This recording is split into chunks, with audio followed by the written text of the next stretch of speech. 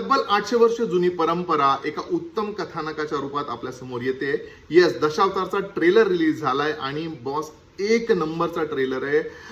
म्हणजे बघितल्यानंतर खूप अभिमान वाटणारा ट्रेलर आहे, कारण मराठीतला एवढ्या उत्तम दर्जाचा उत्तम कथानक असणारा कांतारा आणि हे सगळं बाजूला ठेवा, आपल्या मराठीतला एक अतिशय उत्तम दर्जाचा ट्रेलर, एक उत्तम दर्जाची फिल्म आपल्या भेटीला आली आहे, ज्याच्यामध्ये अतिशय उत्तम एक तगडी स्टारकास्ट आहे, एक अतिशय उत्तम दर्जाचं बॅकग्राऊंड म्युझिक आहे, त्याचबरोबर अतिशय मातीतलं अतिशय जवळचं असं कथानक आहे.